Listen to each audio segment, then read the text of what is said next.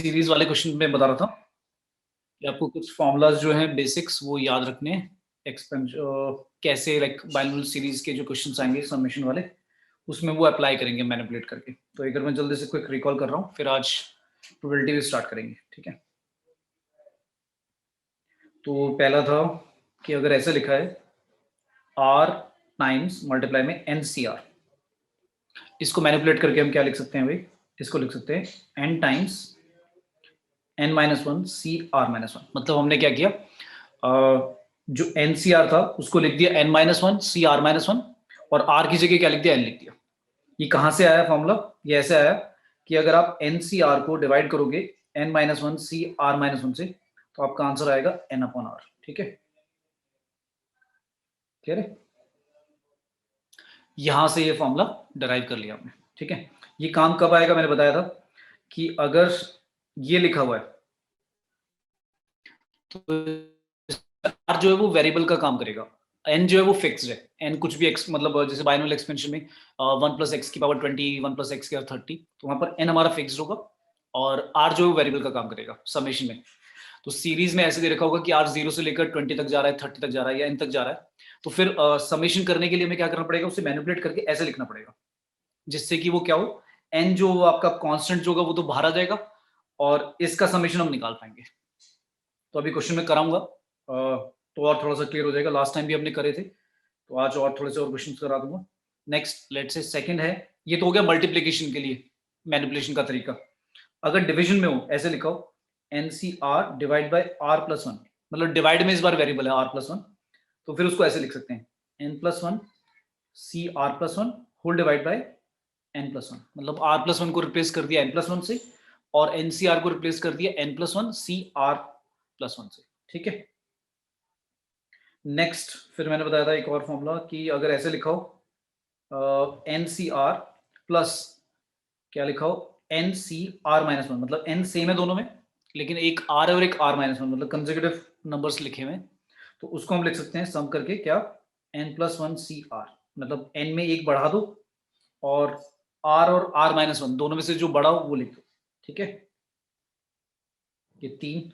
फिर कुछ एक सीरीज के भी बताए थे मैंने फॉर्मूले कि अगर कहीं पे लिखा हो के सी के प्लस वन सी के प्लस के प्लस टू सी के, इस तरह से चल रहा है कहां तक, के प्लस एन तक सी के तक, तो इसको लिख सकते हैं हम के प्लस एन प्लस वन सी के प्लस वन। इस तरह से इसको समेशन को हम लिख सकते हैं। ठीक है, क्लियर है? अच्छा, इसकी जगह ऐसा भी लिखा हो सकता है, देखो वो कंफ्यूज करने के लिए ऐसा भी दे देगा। मान लो लिखा हो k C zero plus k plus one C one plus k plus two C three, sorry two, फिर k plus three C three, ऐसे चलता ही जा रहा है, और लास्ट में है लेट्स से के प्लस एन सी के। तो ये जो ऊपर लिखा हुआ है ये जो लिखा हुआ है दोनों सेम है। कैसे? आपको समझ में आ रहा होगा, के सी के और के सी जीरो की वैल्यू सेम होगी, इन दोनों की वैल्यू के प्लस वन सी के और k plus one C one की वैल्यू सेम होगी। याद आ रहा है? मैंने बताया था r one plus r two का सम अगर एन की इक्वल है तो लाइक जो बाइनोमियल कोएफिशिएंट होते हैं उनकी वैल्यू सेम होती है, राइट? हाँ, तो ये दोनों सेम बात लिखी हुई है, मतलब दोनों मतलब देखने में अलग लग रहे हैं फॉर्मूले, सेम ही है।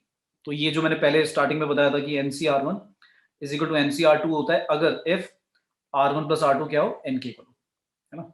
तो ये याद रखना है। जैसे अगर कहीं पे लिखा है के सी थ्री और एक लिखा है के सी के माइनस थ्री, ये दोनों क्या है? सेम है, क्योंकि अगर मैं इन दोनों को ऐड करता हूं तो क्या आएगा? के आ जाएगा, तो इन दोनों की वैल्यू सेम होगी। इसी तरह से के सी के और के सी जीरो की वैल्यू सेम है, के प्लस वन सी के और k plus one C one की वैल्यू सेम है, तो ये भी सेम ही सीरीज होगी। इसका भी फॉर्मूला यही होगा, के प्लस एन प्लस वन सी के प्लस वन। क्लियर है? ठीक है भाई? Yes sir. ओके, नेक्स्ट अब कुछ क्वेश्चन, एक और सीरीज लिख लूँ, ये शायद नहीं लिखवाया था लास्ट टाइम, ये और लिख लो एक और। फिफ्थ है अगर ऐसे लिखा है n C zero m C r plus m C r minus one और एन सी वन, फिर इसी तरह से m C r minus two n C two, इस तरह से चल रहा है, एक्सपेंशन मतलब इसमें बाइनोमियल कोएफिशिएंट का मैंने क्या ले लिया, प्रोडक्ट ले लिया, प्रोडक्ट का समेशन ले लिया। तो इसका फॉर्मूला होगा NCR लास्ट में और लास्ट में MC0, इसका समेशन करेंगे तो आएगा M प्लस NCR। ये भी लिख लो एक, ठीक है।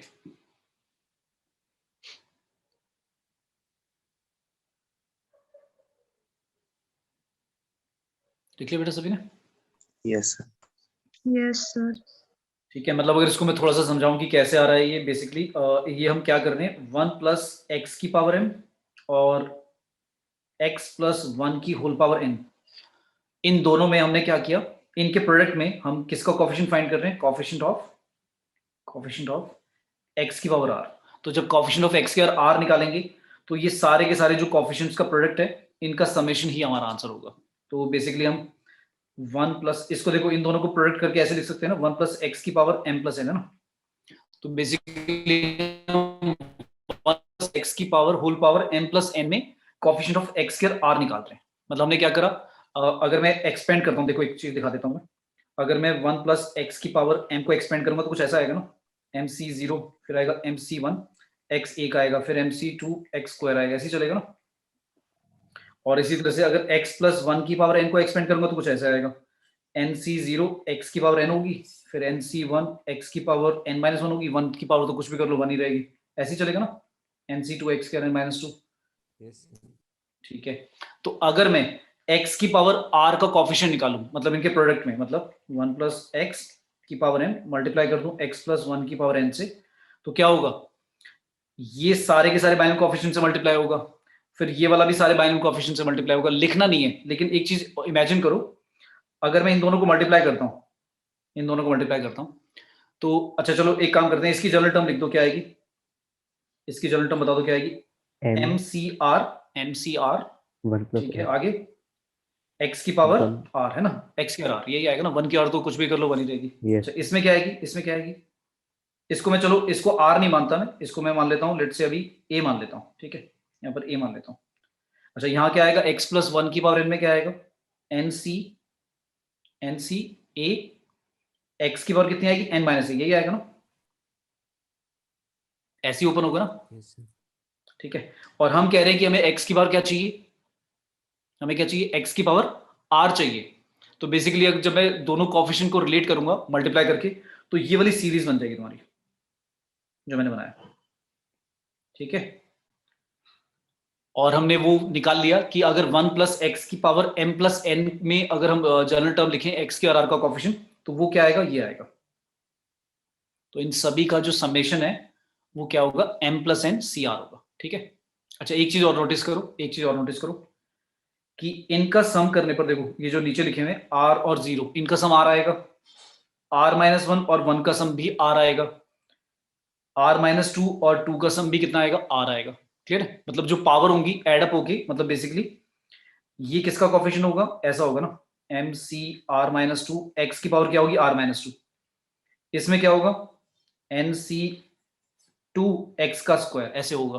तो तुम्हें समझ में आ रहा होगा, जब इन दोनों को मल्टीप्लाई कर दोगे तो x की r ही तो आएगी, दिख रही है, x की पावर r माइनस 2 और नीचे होगा x का स्क्वायर, तो मल्टीप्लाई करके x के r बचेगा, माइनस 2 प्लस 2 कैंसिल आउट हो जाएगा। तो तुम्हें समझ में आ गया होगा कि ये x के r का कोएफिशिएंट है। सेम चीज यहां पर है, सेम चीज यहां पर है, तो ये x की पावर r के कोएफिशिएंट ऐड अप हुए पड़े, तो उनको ऐड अप करके क्या आएगा, m प्लस n CR आएगा। मतलब जो दोनों बाइनोमियल एक्सपेंशन है उनकी पावर्स ऐड अप कर दो, m प्लस n, और c क्या लिख दो, r लिख दो, जिसका हम कोएफिशिएंट फाइंड कर रहे हैं। हमें r कैसे पता लगेगा, हमने नोटिस करा 0 प्लस r का सम भी r है, r माइनस 1 1 का सम भी r है, r माइनस 2 2 का सम भी r है। तो अगर ऐसा है तो इसका मतलब हम बाइनोमियल जो कोएफिशिएंट फाइंड कर रहे हैं वो किसका फाइंड कर रहे हैं, x की पावर r का, किसमें, 1 प्लस एक्स की पावर m प्लस n में। ठीक है, क्लियर हो गया बेटा सभी को? Yes, sir. इसी का एक में एक्सटेंशन, मतलब इसी का एक और लाइक आगे इस तरह से भी आ सकता है कि NC0 का स्क्वायर प्लस NC1 का होल स्क्वायर प्लस NC2 का होल स्क्वायर, अगर ऐसे आ रहा है NCN तक का होल स्क्वायर, मतलब NC0 into NC0, NC1 into NC1, इस तरह से चल रहा है। तो ये क्या होगा, इसको आप ऐसे सोचो, ये ऐसे लिखा हुआ है NC0 NC0 NC1 NC1 ऐसे चल रहा है, NC2 NC2, अच्छा dot dot dot NCN NCN। अच्छा एक काम करते हैं, इसको मैं ऐसे लिख सकता हूँ, NC0 को तो NC0 लिखता हूँ, NC ये जो जीरो दूसरे वाला है, मैंने नोटिस करा कि जो मैंने ऊपर अभी तुम्हें तरीका बताया था उसमें तुम्हें समझ में आया होगा कि मैंने जब प्लस किया था तो सबका सम आ रहा था, है ना भाई, जीरो जीरो और आर का सम भी आ रहा था, R-1 और 1 का सम भी आ रहा था। अच्छा लेकिन यहाँ नोटिस करा, यहाँ पर आ रहा है क्या सेम, 0 + 0 0 आएगा, 1 + 1 2 आएगा, ये सेम नहीं आ रहा, पर मैं क्या मैनिपुलेट कर सकता हूँ, हाँ मैं NC0 को ऐसे भी तो लिख सकता हूँ NCN। अच्छा फिर NC1 को 1 ही रखते हैं, लेकिन NC1 को कोई बताएगा क्या लिख सकता हूँ, NC1 को क्या लिख सकते हैं, NC कितना लिख दूं, n-1 वेरी गुड n-1, और फिर NC2 को दूसरे वाले NC2 को लिख सकते हैं n-2। तो अब नोटिस करो, अब देखो क्या हुआ, इनका सम आ रहा है, इनका सम कितना आएगा, n आएगा, इनका सम भी कितना आएगा, n आएगा, इनका सम भी कितना आ रहा है, n आ रहा है। तो ये तो जो मैंने ऊपर फॉर्मूला बताया था वो वैसा ही तो बन गया, बस वहां पर क्या था, m और n अलग थे, यहाँ पर n और n सेम है। तो मैंने फॉर्मूला याद है क्या लिखा था, मैंने लिखा था m + n, तो m + n करके कितना हो जाएगा, 2n हो जाएगा, राइट। यहाँ पर m भी n है और n भी n है, और c कितना बताया था मैंने c कहा था जितना सम आएगा नीचे वालों का, जो नीचे लिखे होते हैं 0 n 1 और n-1, उनका सम जो होगा, अगर r आ रहा था तो r आएगा, लेकिन यहाँ पर n आ रहा है तो क्या आएगा, n आएगा। ठीक है, क्लियर। मतलब ये वाला भी फॉर्मूला जो है हमने ऊपर वाले से ही डिराइव कर लिया, मतलब मेन जो था ऊपर वाला था, ये वाला जो बताया था हमने, तो इसी से ही डिराइव हो गया। लेकिन याद रख लो अब ये भी डायरेक्टली, ताकि पेपर में लाइक सोचना नहीं पड़े, क्या आएगा, 2NCN आएगा। ठीक है, अगर ऐसे आ जाता तो ठीक है भाई, क्लियर। हाँ भाई, आया सभी को समझ में। Yes sir. एक और याद रख लो, एक और याद रख लो, अगर ऐसा लिखा हो NC0 का होल स्क्वायर, इस बार माइनस ले लिया, ऑल्टरनेट ले लिया, NC1 का स्क्वायर, NC2 का स्क्वायर माइनस NC3 का स्क्वायर, मतलब जो ऑड वाले हैं वो नेगेटिव आ रहे हैं, इवन वाले पॉजिटिव आ रहे हैं, अगर ऐसे लिखा हुआ है, और लास्ट में है -1 की पावर n और NCN का होल स्क्वायर, डिपेंडिंग ऑन कि NCN जो लास्ट में लिखा है वो n ऑड है या इवन, ऑड होगा तो नेगेटिव आ जाएगा, इवन होगा तो पॉजिटिव आ जाएगा। तो इन सभी इस सीरीज का जो सम होगा, समेशन क्या होगा इसका आंसर या तो 0 होगा या -1 की पावर n/2 मल्टीप्लाई में NCN/2 होगा। कब होगा, इफ n कैसा है, ऑड, अगर n आपका ऑड है, इफ n इज ऑड, तब तो आंसर 0 आएगा, और अगर n इवन है तो ये आएगा। अच्छा, ऑड में ऐसा क्यों है कि 0 आ जाएगा सम, उसका रीजन ये है कि जब मैं बाइनरी कोएफिशिएंट कंपेयर करूंगा, हाँ जब मैं बाइनरी कोएफिशिएंट कंपेयर करूंगा, तो अगर पावर ऑड है, मतलब n जो है वो अगर ऑड है, तो उसमें क्या होगा, कभी भी जो जनरल टर्म का वो निकालोगे, कोएफिशिएंट निकालोगे, उसमें वो वाली टर्म आएगी नहीं कभी। तो यहाँ पर जो n होगा, सॉरी n अगर ऑड है तो क्या आएगा, आंसर 0 आएगा, और अगर इवन है तो फिर ये आएगा। जो मैंने ऊपर करा था वही कंपेयर करके आप देख सकते हो, मतलब हमने क्या करा, बेसिकली ऐसे कर दिया, एक बार 1 + x की पावर n और एक बार 1 - x की पावर n, इन इसमें भी और इसमें भी कोएफिशिएंट ले लिया, तो एक पॉजिटिव आएगा एक नेगेटिव, है ना। तो अगर मैं इनको मल्टीप्लाई करता हूं तो क्या हो जाएगा, 1 - x² की पावर क्या होगी, n, ये दिख रही है, 1 - x² की पावर n हो जाएगा, क्योंकि a - b a + b होता है, a² - b²। अब इसमें अगर मैं कोएफिशिएंट निकालूं, इसमें अगर मैं कोएफिशिएंट निकालूंगा, तो अगर n ऑड है, मैंने बोला था n अगर ऑड है, तो जो आंसर होगा बाइनरी कोएफिशिएंट का सम जो होगा वो क्या होगा, 0 होगा। ठीक है, क्लियर है। Yes sir. और अगर इवन है तो फिर ये आएगा सॉल्व करके, तो ये याद रख लो डायरेक्टली। ठीक है भाई, क्लियर। यस क्योंकि जब इसको ओपन करोगे यार, खुद सोच के देखो क्या आएगा, इसमें आएगा ऐसा आएगा ना, NCR -x² की पावर कितनी r, यही होगा ना जनरल टर्म, है ना। यस अब सोच के देखो, अब आप कह रहे हो कि आपको जो कोएफिशिएंट चाहिए वो n अगर ऑड है, तो सोच के देखो, जब भी x² की पावर कुछ भी करेंगे तो कभी ऑड वाली पावर आएगी, नहीं आएगा ना, बात समझ में आई। तो जब भी हम इसकी पावर ओपन करेंगे तो n, अगर मुझे r की वैल्यू n में ऑड रखता हूं, तो ऑड में x² की पावर जब भी करेंगे वो तो इवन आएगी, ऑड तो कभी आएगी नहीं। तो इसलिए जब भी ऑड लेंगे n की वैल्यू, तो उसमें 0 आएगा सम, इसका मतलब कभी कोएफिशिएंट आएगा ही नहीं उसमें, और अगर इवन होगा तो फिर ये आएगा सॉल्व करके। ठीक है, तो ये मैंने फॉर्मूले बेटा बताए सारे, सभी ने लिख ली बेटा।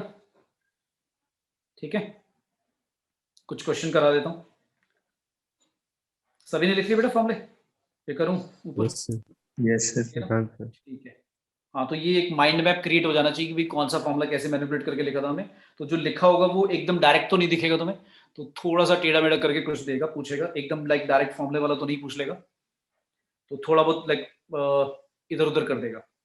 ठीक है, तो जैसे मान लो एक क्वेश्चन ले लेते हैं। क्वेश्चन पूछा है, ये पूछ लिया, ये आपका आया था पेपर में। तो क्वेश्चन दिया था समेशन R1 से स्टार्ट हो रहा है, कहाँ तक जा रहा है, लेट्स से 20 तक, और क्वेश्चन दिया हुआ है 20C R-1 divide by 20C R plus 20C R-1। इसका समेशन इक्वल टू दिया हुआ है पहले से K अपॉन 21, और आपको बताना है K की वैल्यू कितनी है। तो सबसे पहले हमने नोटिस करा डिनोमिनेटर में जो लिखा हुआ है, इन दोनों को देखकर कुछ समझ में आ रहा है, कोई आइडेंटिटी लगा सकते हैं? याद है मैंने बताई थी, जो डिनोमिनेटर में लिखे हुए हैं इन दोनों को देखकर मैंने कुछ ऐसा बताया था, NCR प्लस NCR-1, इसका सम क्या होता है याद है? N+1 CR। N को एक बढ़ा देते हैं और R और R-1 में से बड़े वाला ले लेते हैं R। तो मैं क्या 20CR प्लस 20CR-1 क्या लिख दूं? 21CR लिख दूं, ताकि जो डिनोमिनेटर में 2 लिखे हुए बाइनोमियल कोएफिशिएंट उनका सम क्या हो जाएगा? 21CR हो जाएगा। तो हमारा क्वेश्चन चेंज हो गया, क्या हो गया? ऊपर था 20CR-1, नीचे आ गया 21CR। यहाँ तक सभी को आया समझ में? Yes, sir. अच्छा, Yes. इस बार एक चीज और नोटिस करना, ये जो स्टार्ट हो रहा है वो R0 से स्टार्ट नहीं हो रहा, कहाँ से स्टार्ट हो रहा है? 1 से, तो ये भी इंपॉर्टेंट है। ठीक है, अच्छा ये आ गया। अब इसको थोड़ा सा सिंप्लीफाई कर लो, बताओ क्या लिख दूं? इसको सिंप्लीफाई करके फैक्टोरियल वगैरह बनाकर लिखो, क्या आएगा? समेशन करो, कितना आएगा? R1 से स्टार्ट होकर 20 तक है, हाँ, तो ऊपर आएगा 20 फैक्टोरियल, नीचे क्या लिख दूं?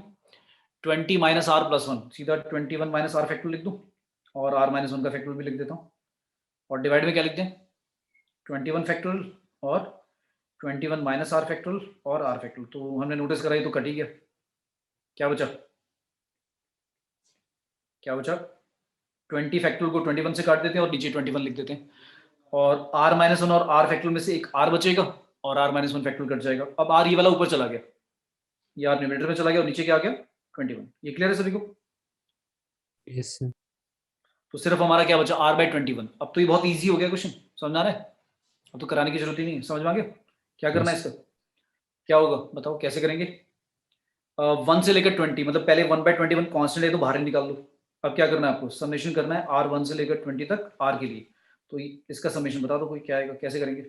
ये तो ऐसे हो गया 1 2 3 कहाँ तक? So 1 20 से तक। 20 तक प्लस कर देंगे. हाँ, ये तो AP का सम बन गया, बहुत सिंपल है। क्या होगा? 1/21 बाहर ही रखते हैं, हाँ, 20 बाय कितना होगा? 2, टोटल 20 टर्म्स हैं, और twice of 2 A, twice of A कितना हो into जाएगा? 2 2 प्लस, plus हाँ, 20 n-1, minus 1. 20 19 -1 into 19, 1. D कितना है? 1 है ना, तो ये तो 21 ही आ गया है ना, तो ये दोनों 21 21 कट के ये कितना आ गया? 10 आ गया, राइट? क्लियर है? Yes. अब क्वेश्चन में देखते हैं क्या दिया होता। क्वेश्चन दिया था 10 इक्वल टू आया क्या?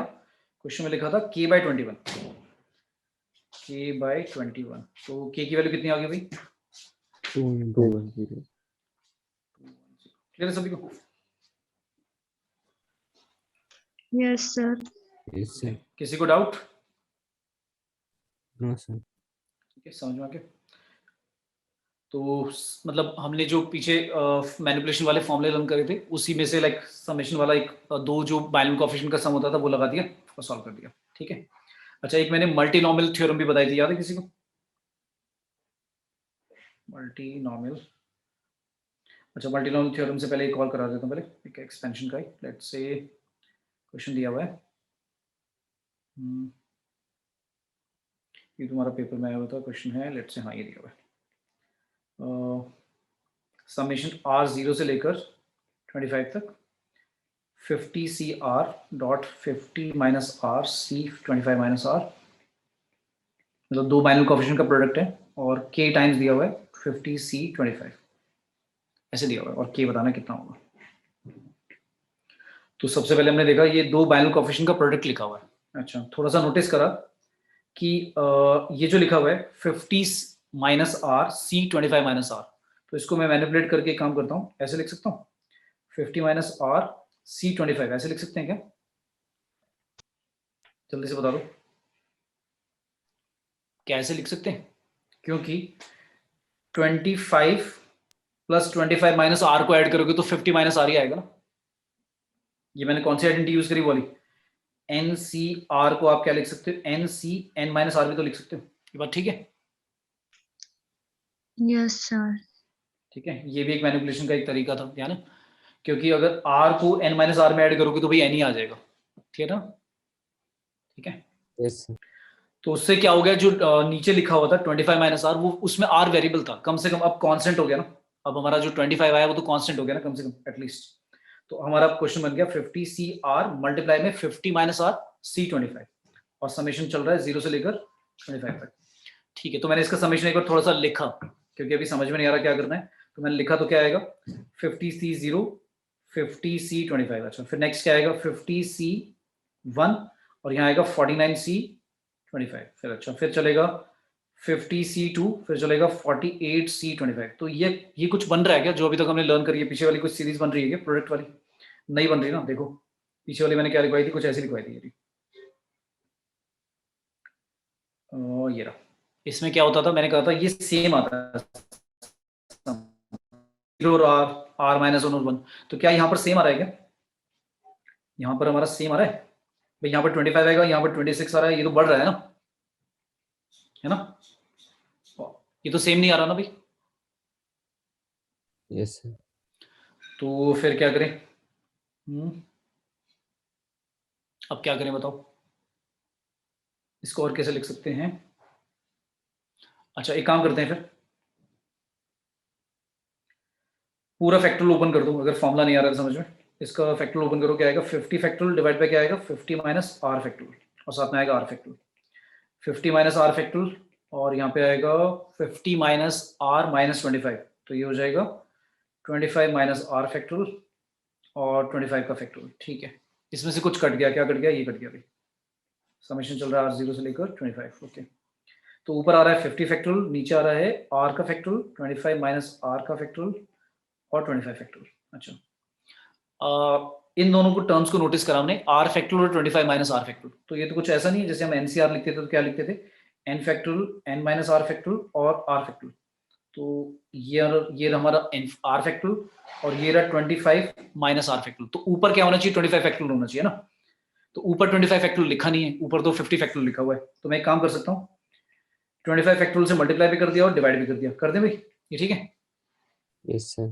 ऐसा बनाने के लिए, मैनिपुलेशन करने के लिए। तो हमने देखा 25 फैक्टोरियल और ये 25 माइनस आर का फैक्टोरियल, और आर फैक्टोरियल को मैं अब क्या लिख सकता हूँ, मैं इसको ऐसे सेपरेट कर देता हूँ, 25 फैक्टोरियल 25 माइनस आर का फैक्टोरियल, साथ में आर फैक्टोरियल, और मल्टीप्लाई में 50 फैक्टोरियल और 25 फैक्टोरियल और 25 फैक्टोरियल, ये अलग कर देता हूँ। अब इसका सम तो मैं डायरेक्टली मतलब इसका जो समेशन है 0 से लेकर कितना था 25, तो इसकी वैल्यू हम क्या लिख सकते हैं, इसकी वैल्यू हम लिख सकते हैं अब क्या 25 सी आर, ये ठीक है 25 सी आर। और ये जो लिखा हुआ है, अब ये वेरिएबल है कांस्टेंट है, ये 50 फैक्टोरियल अपॉन 25 फैक्टोरियल 25 फैक्टोरियल, ये तो हमारा वही कांस्टेंट हो गया। और ये जो लिखा हुआ है एक तरह से 50 सी 25 नहीं लिखा हुआ Yes, sir. है ना। तो इस कांस्टेंट को तो भाई बाहर निकाल दो, इस कांस्टेंट को बाहर निकाल दिया, तो समेशन चलेगा 0 से लेकर 25, किसके लिए, सिर्फ इसके लिए 25 सी आर। तो पहले क्या था, जो समेशन था वो दो बाइनरी कोएफिशिएंट का समेशन चल रहा था, अब क्या हो गया, सिर्फ एक रह गया बाइनरी कोएफिशिएंट का समेशन। तो इसका तो हम डायरेक्टली वैल्यू बता दो, इसकी तो बताने की जरूरत ही नहीं। क्या आएगा आंसर, क्या आएगा भाई 25C0 25C1 25C2, ये तो बाइनरी कोएफिशिएंट है। 1 प्लस एक्स की पावर 25 को जब ओपन करेंगे और एक्स की वैल्यू कितनी डाल देंगे 1, तो ये 2 की और 25 नहीं हो जाएगा? Yes, sir. बताया था ना, ये तो ध्यान होगा तुम्हें भाई सभी को। Yes, sir.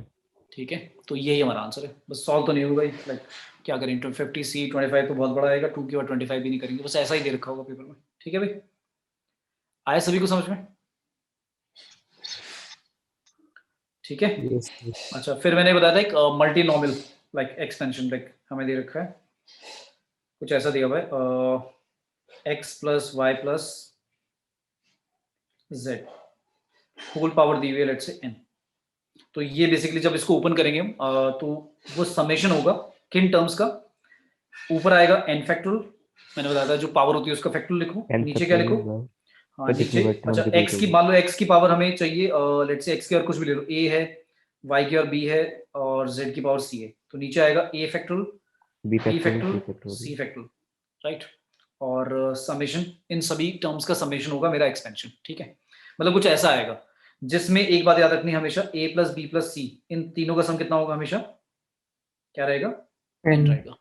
हाँ मैंने बताया था। अच्छा एक टाइम, लास्ट टाइम हमने जब एक क्वेश्चन करा था उसमें मैंने x की जगह क्या ले लिया था, 1 ले लिया था, याद हो तुम्हें? तो 1 plus x plus Y something था। तो किसी बच्चे ने बोला था सर उनका सम तो 10 नहीं आ रहा, तो मैंने कहा था 1 की पावर को भी फिर काउंट करेंगे, ठीक है ना, याद है? तो 1 अगर कांस्टेंट आ गया तो फिर वो कांस्टेंट x हो जाएगा हमारा, क्लियर है? समझ में आया अभी? तो एक क्वेश्चन दे रखा है लेट्स से, और इसकी जनरल टर्म क्या होगी अगर मुझे जनरल टर्म लिखनी पड़े इसकी? जनरल टर्म कैसे लिखने की इसकी? जनरल टर्म बस ऐसे लिख दो, ये जो लिखा हुआ है n factorial divide by a factorial b factorial c factorial x की पावर a y की पावर b और z की पावर c, ये हमारी जनरल टर्म है, ठीक है। इन सभी का समेशन, सर इसमें नंबर ऑफ टर्म्स भी होंगी कुछ? नहीं हमेशा 3, ये तो मैंने 3 लिए, 4 5 6 कितनी भी हो सकती हैं। तो फिर क्या होगा अगर z की जगह मान लो w भी आ जाता है प्लस में, तो फिर w की पावर एक और d लिख दो और नीचे क्या करो d फैक्टोरियल लिख दो, समझ में आया? नहीं सर, मैं पूछ रहा हूँ कि मल्टीनोमियल के एक्सपेंशन में कुछ अलग से फॉर्मूला भी है टोटल नंबर ऑफ टर्म्स निकालने का? नहीं वो नहीं आएगा, वो नहीं आएगा। अगर ऐसा आता है कि टोटल नंबर ऑफ टर्म्स निकालने, तो फिर पता क्या होगा, कुछ ऐसा दे रखा होगा कि तुम्हारा जो मल्टीनोमियल है ना उसको तुम फैक्टराइज करोगे तो वो सिंगल बाइनोमियल बन जाएगा, कुछ ऐसा होगा फिर क्वेश्चन। जैसे हमने एक करा था, ऐसे मान लो दे रखा है 1 plus x square plus x की और पावर दे दी 20। अब कहेगा बताओ इसमें कितनी टर्म्स हैं, तो तुम क्या करोगे, इसे फैक्टराइज कर लेना।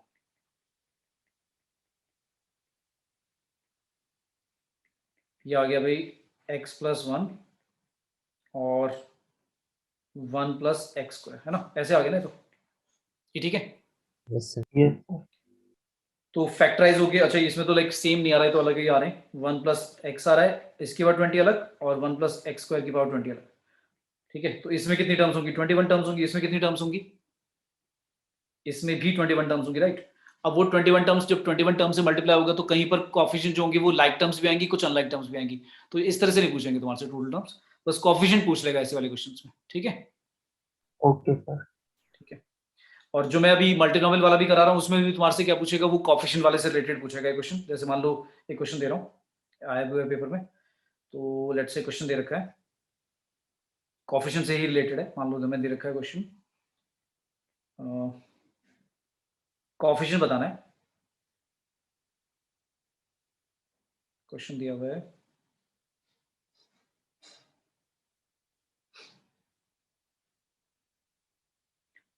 2x square plus 3x plus 4, ऐसे दे रखा है, ट्राइनोमियल है और इसकी पावर दे दी 10, और कहा कि ये इक्वल टू है किसके, लेट्स से मैं दे दिया समेशन r 0 से स्टार्ट हो रहा है, r 0 से स्टार्ट होकर 20 तक जा रहा है, a r x की पावर, ऐसे बोल दिया, ठीक है।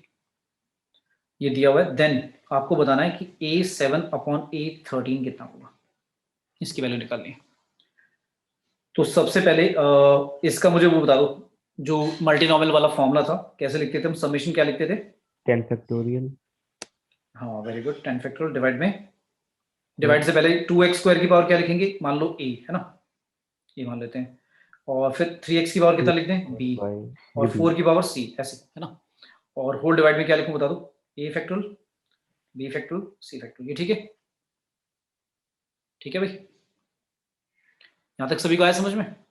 Yes yes sir. ठीक है, अब क्या करते थे, अब हमें इसने कहा है कि जो लिखा हुआ है उसमें x की पावर क्या लिखी हुई है, r लिखी हुई है, राइट, है ना। तो जब मुझे एक फॉर्मूला पता है कि जब भी इनका x जो पावर्स हैं इनको जब मैं सम करूंगा तो एड अप होके कितना आना चाहिए, n के बराबर। नहीं 10 के इक्वल आना चाहिए, हाँ ठीक है, यस। ये ठीक है। अच्छा जब आपको निकालना है a7 निकालना है ना, तो a7 के लिए सोच के देखो x की पावर कितनी होगी, x की पावर भी 7 होगी ना।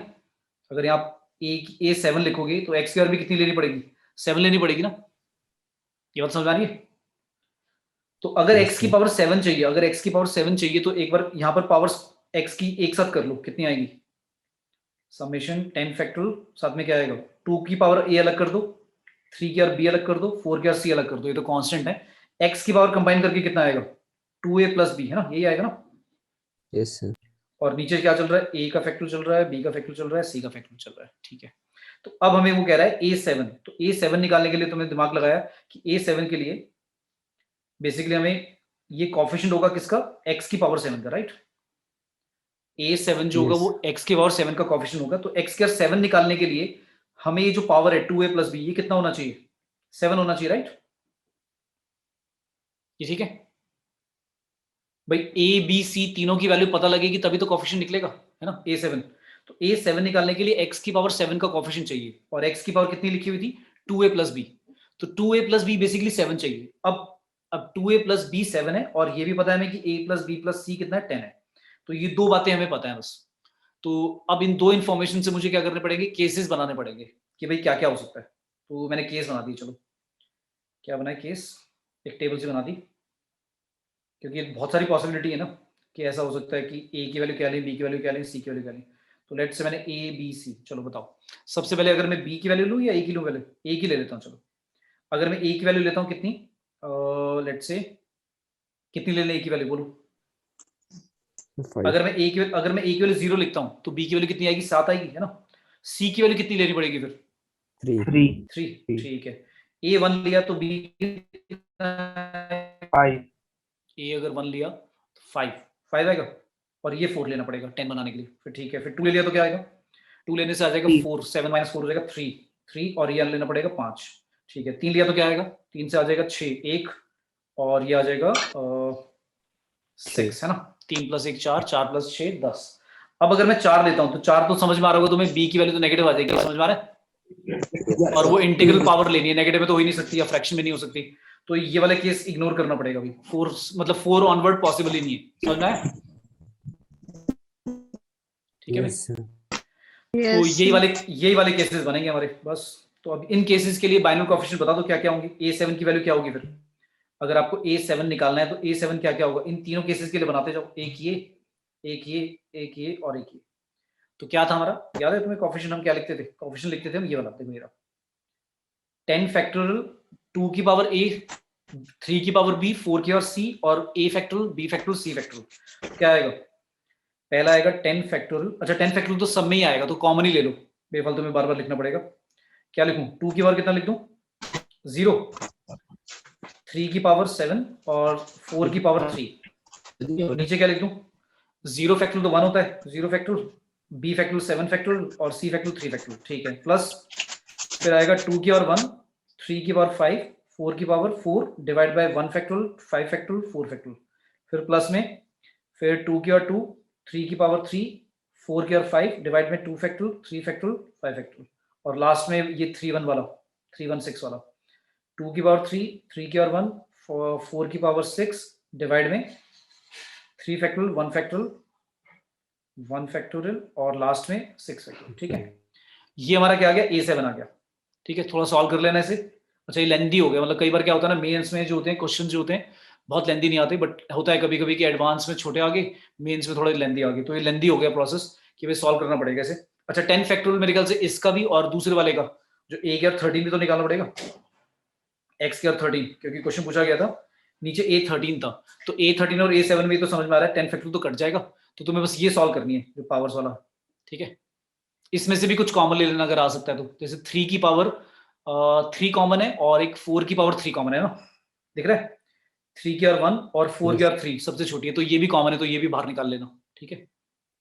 तो ये सिंप्लीफाई करके डिवाइड कर देना। समझ में आया कैसे करना है, ठीक है। Yes, sir. तो जैसे मैंने ये वाला क्वेश्चन कराया, इसमें तो लेंदी हो गया क्योंकि कई सारे केसेस बने, डिवाइड भी करना पड़ेगा।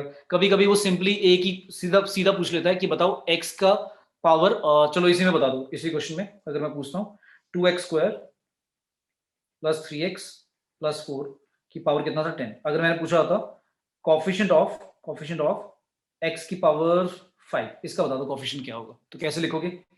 इसका जो जनरल टर्म होता है तुम लिखते हो 10 फैक्टोरियल 2x का स्क्वायर की पावर a, 3x की पावर b, और 4 की c divide by a factorial, b factorial, c factorial.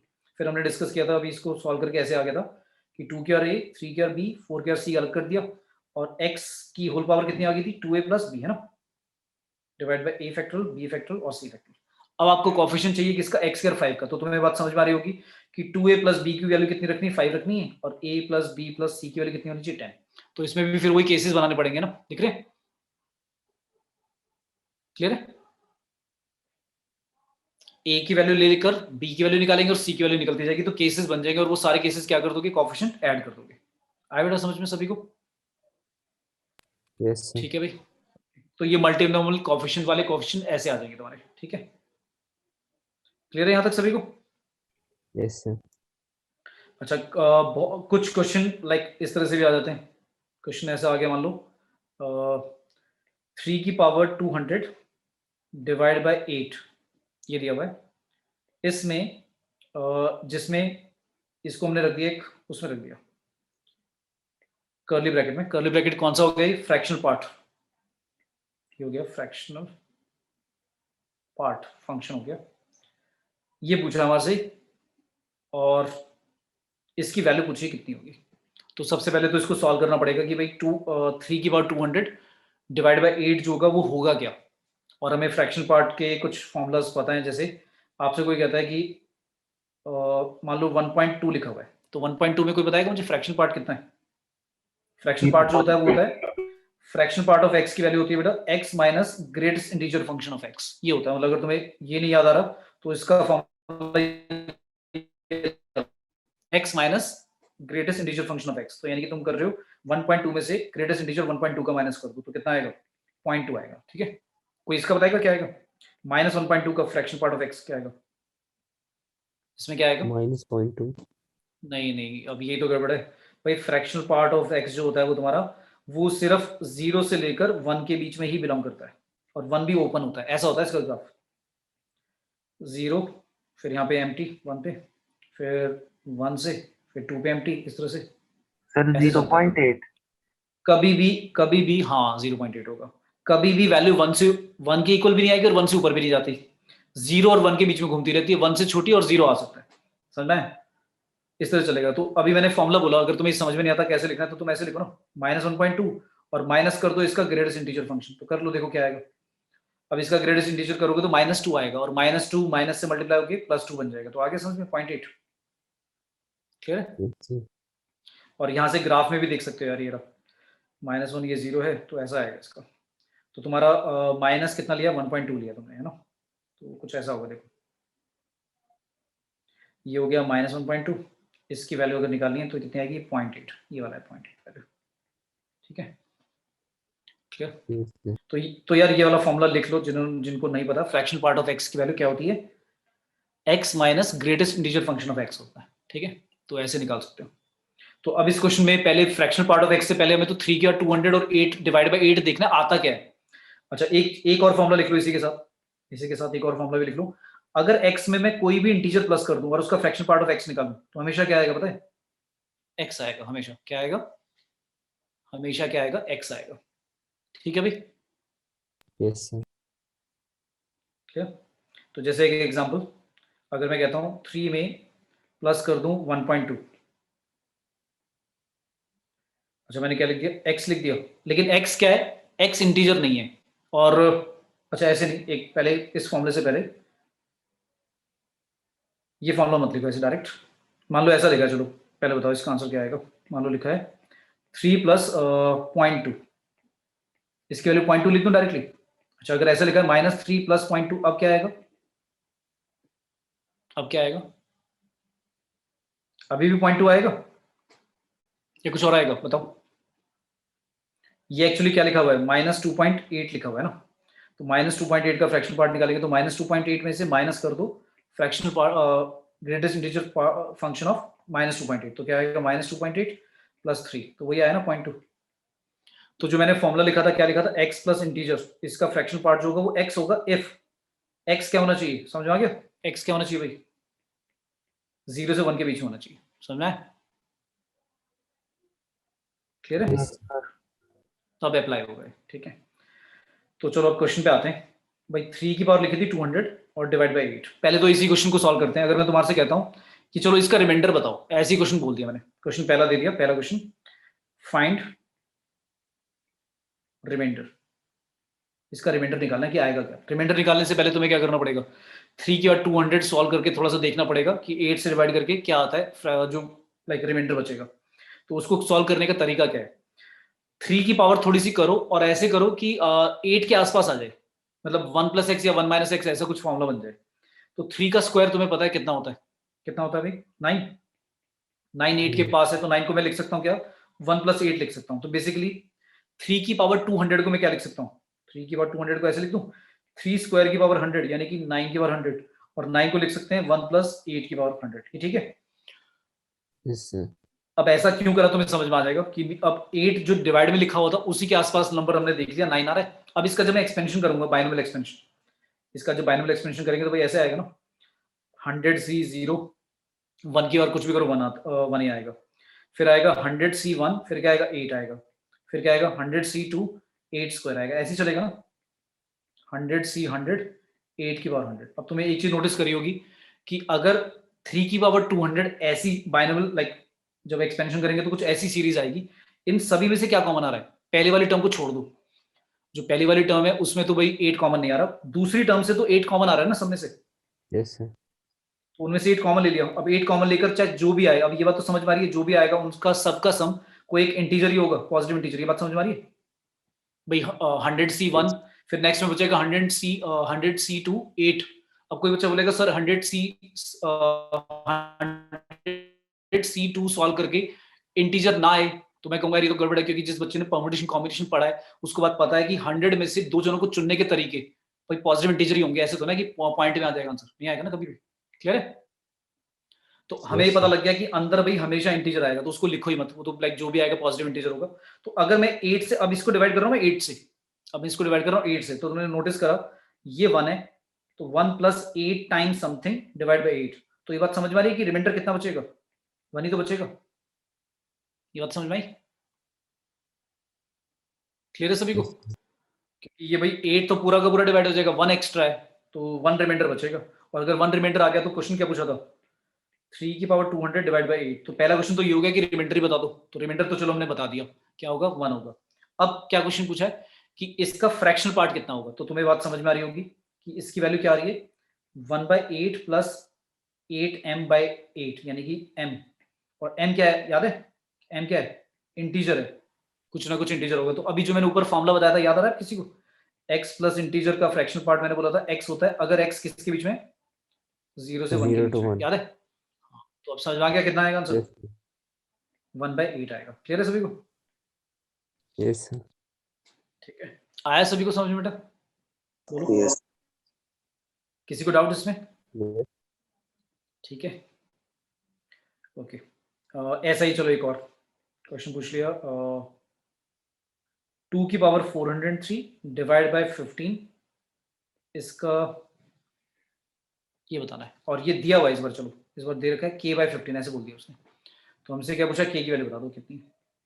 तो फ्रैक्शनल पार्ट ऑफ 2 की पावर 403 डिवाइड बाय 15 दे रखा है, k/15 के इक्वल है, तो k की वैल्यू निकालनी है। तो डिवाइड बाय 15 इसलिए लिख दिया क्योंकि 15 तो बचेगा ही डिनोमिनेटर में, ऊपर वाला बताना है क्या आ रहा है, मतलब रिमाइंडर बताना है बेसिकली क्या होगा। तो कैसे करें? तो सबसे पहले हमने नोटिस करा कि 2 की और 403 लिखी है, तो 2 की पावर करने पर 15 के आसपास कौन सी पावर आएगी? 2 की और 1 क्या होगा? 2, फिर 4 आएगा, फिर 8 आएगा, फिर 16 आ जाएगा।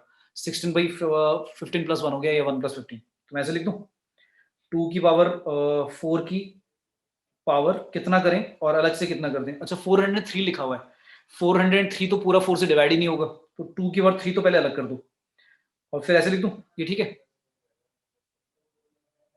ये ठीक है Yes. भाई? और डिवाइड बाय चल रहा है 15, ठीक है। तो 2 क्या 3 होता है 8, 8 को रखो बाहर, और जो अंदर 16 आया, 16 को मैं अब लिख सकता हूँ 1 + 15 की पावर 100, और डिवाइड बाय चल रहा है 15। तो इसको सॉल्व कर लेते हैं पहले, 1 + 15 की पावर 100। अब यार वो लिखने की जरूरत नहीं, तुम्हें समझ में आ रहा होगा जो पहले लिखा था वही आएगा। 100C0 क्या आएगा? 1 आएगा। फिर तुम्हें पता है 15 सब में से कॉमन आ जाएगा, तो अब वो लिखो मत, टाइम वेस्ट मत करो, इंटीजर है बस ऐसे लिख दो, या z की जगह m लिख दो यहाँ पे, ठीक है? m कोई भी इंटीजर है, समझ में आ गया? Yes, yes. ठीक है, मतलब वो 100C0 के बाद 100C1 से 15 कॉमन आना स्टार्ट हो जाएगा, और लास्ट में 15 की बार 100 आएगी तो 15 सभी में से कॉमन है, और उन कॉमन लेकर जो बचेगा वो बाइनरी सीरीज का जो सम होगा वो कोई ना कोई इंटीजर होगा, हमें मतलब नहीं उससे क्या आ रहा है, क्योंकि अब 15 से डिवाइड करना है, 15 से डिवाइड करना है, 15 से डिवाइड करना है, तो ये तो कट गया। तो ये तुम्हारा 1 है, तो ये 1/15 आएगा प्लस m, और तुम्हें पता है इसका फ्रैक्शनल पार्ट पूछ रहे हैं। अच्छा एक चीज गड़बड़ होगी भाई, 8 से मल्टीप्लाई भी तो हो रहा है ना? इस बार तो 8 बाहर मल्टीप्लाई में भी तो पड़ा हुआ है, ये रहा। तो ये आंसर आ रहा है, ऐसा आ रहा है। इसकी वैल्यू क्या आएगी 8/15 प्लस 8m। 8m स्टिल अभी भी इंटीजर है ना, Yes, तो sir. अगर मैं 8/15 प्लस 8m का फ्रैक्शनल पार्ट बोलता हूँ क्या है बताओ, तो ये तो इंटीजर है और ये 0 से 1 के बीच में ही है, तो मैंने बताया था इसका आंसर क्या आएगा भाई 8/15 ही आएगा। के की वैल्यू कितनी होगी, तो k/15 लिखा हुआ था, तो k की वैल्यू कितनी होगी 8 होगी। क्लियर है सभी को? Yes, sir. यहाँ तक आया बेटा सभी को समझ में? ठीक है, Yes, sir. Yes, sir. Okay. आज स्टार्ट करते हैं, थोड़ा सा प्रोबेबिलिटी स्टार्ट करते हैं बेसिक। अच्छा, प्रोबेबिलिटी में ये लाइक कुछ चैप्टर्स ना लिंक्ड हैं आपस में, जैसे परम्यूटेशन कॉम्बिनेशन पता है तो आपको बायनोमियल थ्योरम में सर ऊपर का लाइक स्लाइड। सीक्वेंस सीरीज हो गया, बायनोमियल थ्योरम हो गया, परम्यूटेशन कॉम्बिनेशन। प्रोबेबिलिटी में भी क्या होगा, जिस बच्चे को परम्यूटेशन कॉम्बिनेशन के बेसिक पता है वही प्रोबेबिलिटी के Done, sir. Question like attempt कर पाएगा, क्योंकि परम्यूटेशन कॉम्बिनेशन ही लगेगा प्रोबेबिलिटी में और बाकी प्रोबेबिलिटी के कुछ कॉन्सेप्ट्स होते हैं वो भी लगेंगे, क्योंकि जब नंबर ऑफ फेवरेबल या टोटल आउटकम्स हम काउंट करेंगे तो एक एक करके तो काउंट नहीं करेंगे, कुछ परम्यूटेशन कॉम्बिनेशन का ही कॉन्सेप्ट लगेगा। ठीक है, और तुम्हारा प्रोबेबिलिटी दोनों क्लासेस में था, 11th में भी और 12th में भी, है ना। तो पहले पार्ट कवर कर रहे हैं 1, मतलब बेसिक जो तुम्हारा 11th का था, फिर 12th पे आएंगे जिसमें Bayes theorem, condition probability, independent event, normal distribution, binary distribution, वो सारे डिस्कस करेंगे। ठीक है, अच्छा 12th में सारे बेटा पढ़ चुके हो प्रोबेबिलिटी या नहीं पढ़ा अभी? No, sir. Sir, condition पढ़ा है क्या? पढ़ी है वैसे पढ़ लिया? अच्छा, कुछ स्कूल्स में करा दिया होगा, कुछ में नहीं हुआ नो होगा। सर वैसे ठीक है, वैसे पढ़ी कंडीशन अच्छा स्कूल में नहीं हुआ वैसे प्रोबेबिलिटी? नो नो अच्छा, सर और वेक्टर 3D सर शुरू करवानी है कर लिया। कर लिया है, ओके। तो इसके बाद फिर प्रोबेबिलिटी करने के बाद फिर वेक्टर 3D ही करेंगे, दोनों कंटिन्यूशन में। ठीक है, पर पहले प्रोबेबिलिटी दोनों कर लेते हैं, 11th का भी और तुम्हारा 12th का भी। अच्छा, तो पहले प्रोबेबिलिटी के जल्दी जल्दी बेसिक्स डिस्कस करूंगा आज पहले कि भाई प्रोबेबिलिटी है क्या। किसी भी इवेंट ए की, ए इवेंट का मतलब है जिसकी हम प्रोबेबिलिटी निकाल रहे हैं, उसकी प्रोबेबिलिटी जो होगी वो ऑलवेज किसके बीच में होगी, 0 से 1 के बीच में होगी। 0 और 1 भी हो सकती है। अगर किसी ने कहा कि प्रोबेबिलिटी किसी इवेंट की 0 है तो वो कौन सी इवेंट होती है? इम्पॉसिबल इवेंट इम्पॉसिबल इवेंट, भाई हो ही नहीं सकती। और अगर मैं कह देता हूँ 1 है तो वो श्योर इवेंट है ना, यस सर श्योर या सर्टेन इवेंट बोल देते हैं कि पक्का है भाई, होगी। ठीक है, फिर है कि अगर मैं कहता हूँ प्रोबेबिलिटी होने की कॉम्प्लीमेंट्री इवेंट जिन्हें बोलते हैं, और नहीं होने की मिलाकर हमेशा कितनी होगी 1, तो इसको ऐसे बात भी लिख देते हैं, P A plus P not A भी लिख देते हैं। तो अगर मैं कहता हूँ P A plus P B, अगर ये 1 है इफ, तो मैं कहूंगा ए एंड बी कैसी इवेंट्स है, आर कॉम्प्लीमेंट्री इवेंट्स। तो ये नाम याद रखना, अगर दो प्रोबेबिलिटीज का सम, अगर दो इवेंट्स की प्रोबेबिलिटीज का सम अगर 1 है तो वो दोनों इवेंट कैसी होती हैं, कॉम्प्लीमेंट्री इवेंट होती है। मतलब बेसिकली बी जो है वो नॉट ए या ए जो है वो नॉट बी है। ठीक है, यस सर नेक्स्ट आता है प्रोबेबिलिटी निकालने का लाइक फंडामेंटल फॉर्मूला क्या है कि भाई नंबर ऑफ फेवरेबल आउटकम्स कितने हैं, divide by total number of outcomes, है ना। अच्छा, टोटल आउटकम्स निकालते कैसे? बेसिक तरीका कि अगर मैं एक कॉइन टॉस करा, 1 कॉइन टॉस करा, तो 1 कॉइन टॉस करने पे भाई हेड आएगा टेल आएगा, 2 आउटकम्स आएंगे। ये मतलब मैंने एक बार एक्सपेरिमेंट करा और उस एक्सपेरिमेंट में कितने 2 आउटकम आए। अब उसी एक्सपेरिमेंट को अगर मैं n टाइम्स करता हूं, मतलब अगर 2 कॉइन टॉस करूंगा, 2 कॉइन टॉस, तो पता कितना आएगा, H H H T T H T T, मतलब बेसिकली 4 आए। तो 4 मतलब अगर पहले 2 की और 1 आया तो उस बार 2 की 2 यानी 4 आएंगे।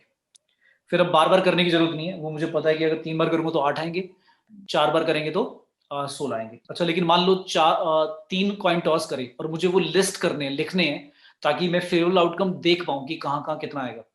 तो अगर मुझे लिखना है तो मैं ऐसे लिखूंगा, 3 कॉइन टॉस वाला, 3 coin toss, H H H लिख दिया। अच्छा, रेंडमली मत लिखना, रेंडमली अगर 8 लिखोगे ना तो पता है क्या होगा, कई बार ऐसा होता है कि 2 आउटकम जो लिखते हैं ना वो हम सेम ही लिख देते हैं। 8 में क्या होता है, मिसमैच हो जाता है, ध्यान नहीं रहता। तो 2 आउटकम हम क्या करेंगे, सेम ही लिख देंगे। अब ये तो मुझे पता लग गया कि 8 लिखने हैं, तो मैं 8 तो लिख दूंगा, लेकिन उन 8 में से मान लो 6 और 3rd जो था वो मैंने सेम ही लिख दिया, ध्यान ही नहीं दिया, तो मुझे पता नहीं लगेगा ना। तो मैं क्या करूंगा, ऐसे उल्टा कर करके लिखूंगा, पहले एच एच एच लिख दिया, फिर टी टी लिख दिया, फिर एच एच टी लिख दिया, फिर टी टी एच लिख दिया। अच्छा, फिर एच टी एच लिख दिया, फिर टी एच टी लिख दिया, और एच टी टी, और फिर टी एच एच। अब कुछ मिस नहीं होगा। ठीक है, क्लियर है भाई? यस सर ठीक है, अच्छा ये तो हो गया कि कॉइन का। फिर ऐसे ही डाई का, अगर मैं डाई रोल करता हूँ, 1 डाई रोल करता हूँ तो आउटकम कितने आएंगे भाई? 1 2 3 4 6 5 6। 2 डाई रोल करोगे तो कितने आएंगे भाई? 36 आएंगे, है ना, 6 का स्क्वायर। 3 डाई रोल करोगे तो 6 क्यूब 216 आएंगे। 216 अच्छा फिर उसमें तुम्हें ये भी पता होगा डबलेट ट्रिपलेट किसे बोलते हैं ना? डबलेट किसे बोलते हैं? डबलेट हो गया 1 1 2 2 3 3 4 4 5 5 6 6, मतलब 2 अगर डाई रोल करता हूँ तो डबलेट कितने आएंगे? 6 आएंगे। ऐसे ट्रिपलेट कितने आएंगे? ट्रिपलेट भी 6 आएंगे, है ना, 216 में से। क्लियर है? तो ये बात भी पता होनी चाहिए, डबलेट किसे बोलते हैं, ट्रिपलेट किसे बोलते हैं। ये तो हो गया डाई कॉइन हो गया। फिर एक होता है 52 पैक ऑफ कार्ड्स, है ना, प्लेइंग कार्ड्स जो होते हैं, ये भी पता होना चाहिए, इस पे भी क्वेश्चन आते हैं। तो 52 प्लेइंग कार्ड्स जो होते हैं उसमें आपके 4 तरह के सूट्स होते हैं। कितने सूट्स होते हैं? 4 सूट्स होते हैं। कौन कौन से? स्पेड, जिसको हम हुक्म बोलते हैं, क्लब हो गया भाई चिड़ी, डायमंड हो गया ईट, और हार्ट हो गया पान, है ना। तो हिंदी में तो नाम नहीं लिखेंगे, इंग्लिश में याद रखो। ठीक है, स्पेड, क्लब, डायमंड, हार्ट। तो ये दोनों ब्लैक होते हैं भाई, ब्लैक टोटल 26 होते हैं। ये 13 13 पत्ते होते हैं सारे, ये 26 रेड होते हैं। टोटल 52 हो गए। अब 13 जो पत्ते होते हैं उसमें 1 से स्टार्ट नहीं होता। कहां से स्टार्ट बोलते हैं? एस, एस बोलते हैं ए को। ए नहीं बोलते, क्या बोलते हैं? एस। फिर 2 3 4 कहां तक? 10 तक चलता है। फिर 10 के बाद आपका 11 आगे क्या बोलते हैं? उसे जैक बोलते हैं, जी, क्वीन, और लास्ट में किंग। इन 3 कार्ड्स को हम बोलते हैं कैसे कार्ड्स? स्पेशल कार्ड होते हैं, फेस कार्ड्स होते हैं।